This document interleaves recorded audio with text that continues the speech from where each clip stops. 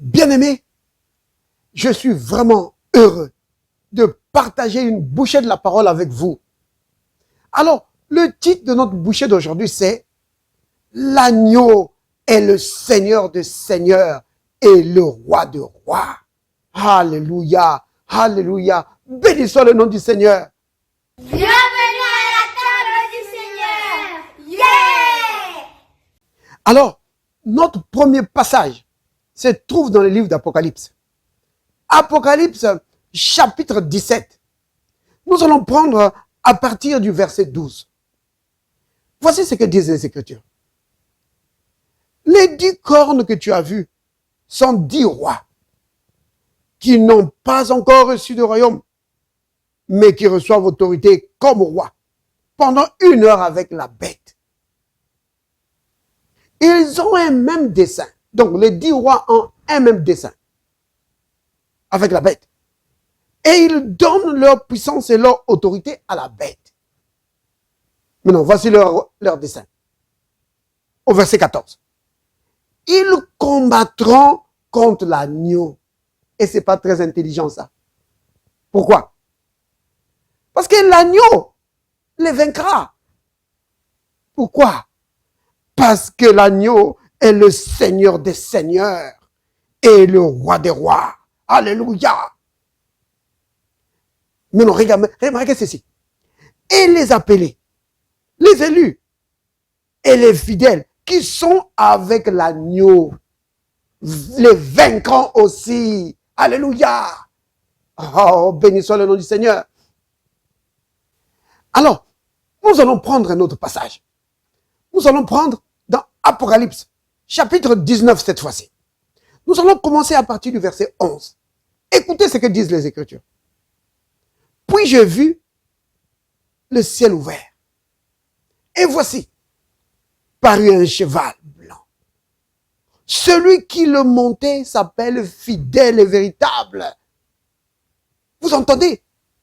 Fidèle et véritable. Ça vous dit rien ça? Et il juge et combat avec justice. Ses yeux étaient comme une flamme de feu. Sur sa tête étaient plusieurs diadèmes.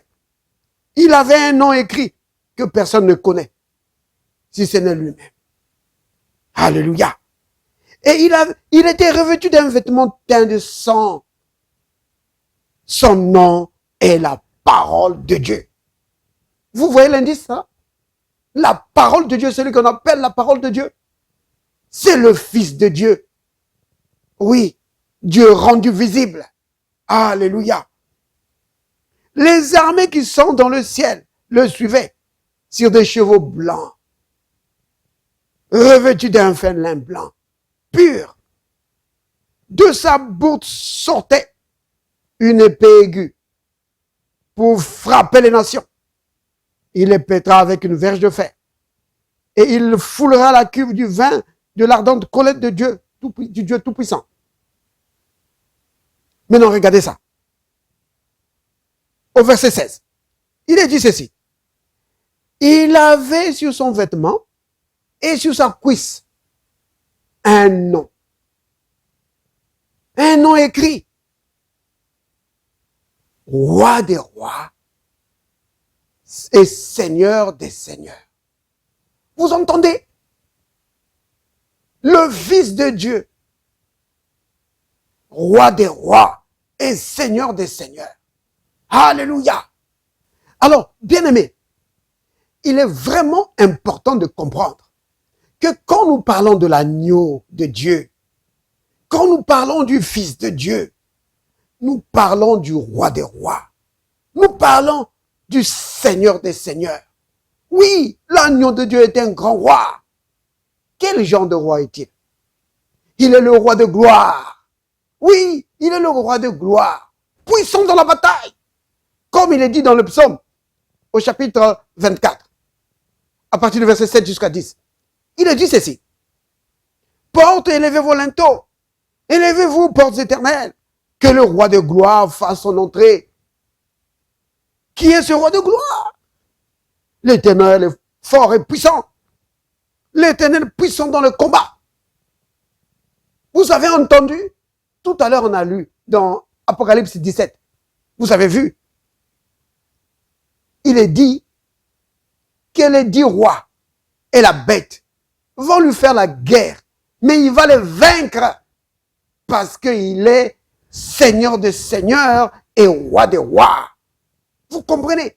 Il est puissant dans la bataille. Il ne joue pas. Vous comprenez? C'est Jésus dont nous parlons ici. C'est de lui qu'il s'agit. Puissant dans la bataille. Oh, béni soit le nom du Seigneur. N'oubliez jamais ça, bien-aimé. C'est pourquoi vous n'avez pas ici à affaire à un petit Dieu. Non. C'est le Dieu tout-puissant. Oui, nous avons ici affaire au Dieu tout-puissant qui s'est rendu visible, revêtu de toute sa force, de toute sa puissance. Oui. Maintenant, bien-aimé, n'oubliez pas quelque chose de très, très important. C'est que l'agneau, la raison pour laquelle l'agneau s'est livré, la raison pour laquelle il a donné sa vie, c'était pour nous. Et la raison pour laquelle il a triomphé, c'était pour nous. Vous comprenez? C'est pourquoi il est dit, dans la dernière partie du verset 14, donc Apocalypse 17, dernière partie du verset 14, il est dit que les appelés, les élus et les fidèles qui sont avec l'agneau, les vaincront aussi. Pourquoi? Parce que l'agneau a vaincu. Vous comprenez? C'est exactement comme le Christ a dit dans Jean chapitre 16, au verset 33. Il a dit, vous aurez des tribulations dans le monde, mais prenez courage, j'ai vaincu le monde. Pourquoi il dit ça? C'est pour nous dire que comme moi j'ai vaincu, et que vous êtes liés à moi, vous êtes connectés à moi, vous vaincrez aussi. Vous comprenez, bien-aimé? Sa victoire, c'est notre victoire. C'est pourquoi tu dois dire, je suis vainqueur. Jamais je ne serai dans la défaite dans ma vie. Parce que Christ a vaincu. Et moi aussi, je suis vainqueur. Parce que je suis lié à lui. Sa victoire, c'est ma victoire. C'est comme ça, bien-aimé. C'est comme ça. Alléluia. Béni soit le nom du Seigneur. Père saint, Père juste, Père miséricordieux, Père rempli de grâce et de bonté. Merci de nous avoir appelés à une vie de victoire en Christ Jésus. Oui, sa victoire est notre victoire. Béni sois-tu, Père. Plus jamais je ne vivrai dans la défaite. Oh, parce que Christ a vaincu. Béni sois-tu, Père. Au nom de Jésus. Amen.